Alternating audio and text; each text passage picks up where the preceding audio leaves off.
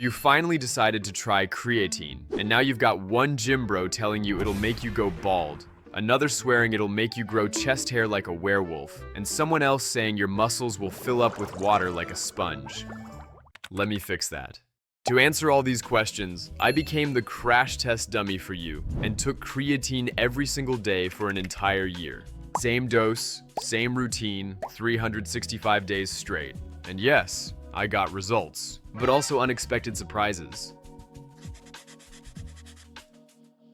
Before I show you what happened to my body after a full year on creatine, let's get one thing straight. Creatine isn't some sketchy powder cooked by two guys in an RV in the middle of the desert. Your body already makes it. It lives in your muscles, waiting to be used as quick fuel every time you go full beast mode. Heavy squat, explosive sprints, or that one bench press rep where you pretend everything's fine while your soul leaves your body.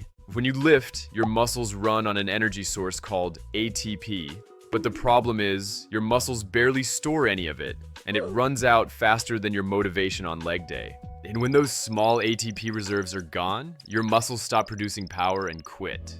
Creatine fixes that. Supplementing with it increases the amount of creatine stored in your muscles, which means your body can produce more ATP on the spot. And more ATP means more power, more reps, and more strength. And what happens when you lift heavier, push harder, and do more reps over time? Yep, more muscle growth.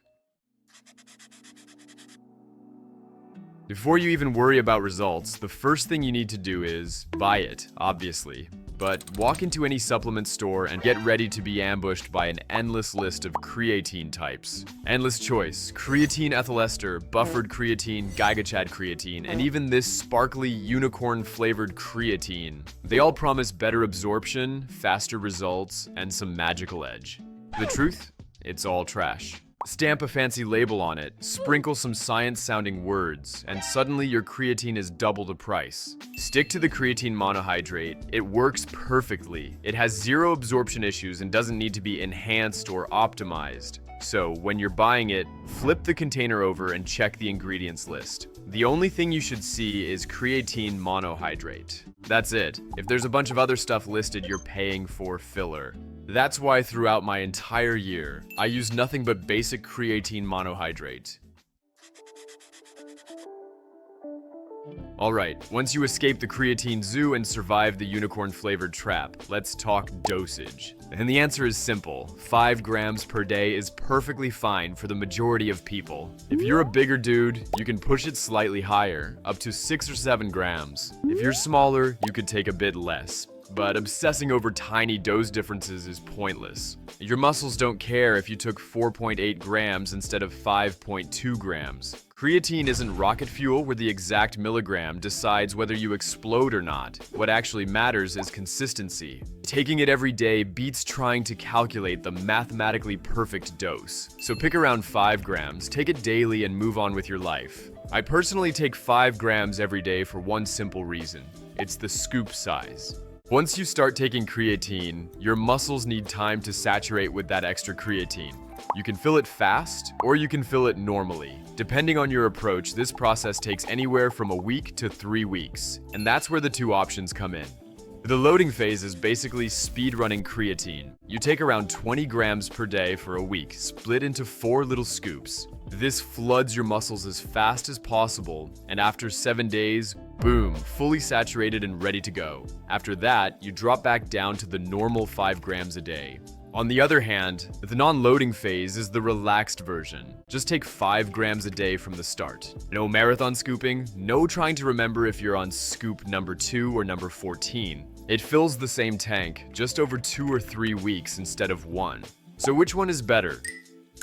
Here's the truth. They both end up in the exact same place. The only difference is how fast you get there and how much your stomach hates you. Because loading can absolutely nuke your gut. 20 grams a day might sound cool until your stomach opens a ticket of complaint. Even splitting it into smaller doses throughout the day doesn't always save you. So personally, I went with the non-loading approach. 5 grams every day, no digestive horror story.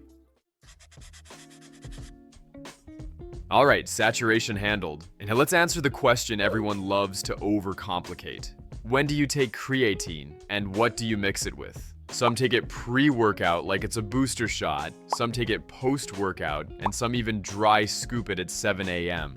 Reality check? Creatine doesn't work like caffeine, where you feel it kick in 20 minutes later. Creatine builds up in your muscles over time. Once your stores are full, it just sits in your muscles, doing its job every time you train. Whether you took it at 9 a.m. or 9 p.m., it doesn't matter. So what's the best time? Honestly, the time you'll remember every day. I personally just threw mine into my protein shake after training because, well, I'm lazy and it's one less step to think about. And you can mix it with pretty much anything. Water, a protein shake, with carbs, without carbs, whatever. Once your muscles are saturated, it barely changes absorption anyway. The only thing that really changes is the taste, because creatine does have that tiny chalky vibe, so if you want to hide it, mix it with something you actually enjoy. Otherwise, don't overthink the magic combo. Just avoid mixing it with caffeine. Even if there is no solid evidence right now, it might mess with creatine's strength benefits. But don't panic. If you're a coffee addict, you don't have to break up with caffeine forever. Just separate them. Coffee earlier in the day, creatine later. Alright, the moment you've been waiting for. Here's what happened to my body after taking creatine every single day for a full year. And let's start with the benefits. First thing I noticed, strength went up. Not like waking up one morning looking like the Hulk. It's more like slow. Extra reps, more weight, and no suddenly gassing out. Was it only creatine? Of course not. Creatine isn't magic, but that extra ATP lets you push a little harder, and those little wins stack up month after month. Second change, my muscles looked fuller. Creatine pulls water inside your muscle cells, not under your skin. That means you don't look soft and puffy. It's actually the opposite. You look fuller, thicker, and more jacked. Drink enough water and you'll never get that bloated look. Third change, recovery felt smoother. Less soreness, ready to lift sooner. Was creatine solely responsible? Again, hard to say. But the difference was noticeable enough to call it a win. And when you're trying to build muscle, recovering a bit quicker is a very big deal. And now let's talk about the side effects with the question every gym bro shakes in fear about. Did creatine make me go bald? Absolutely not. My hairline hasn't moved a millimeter.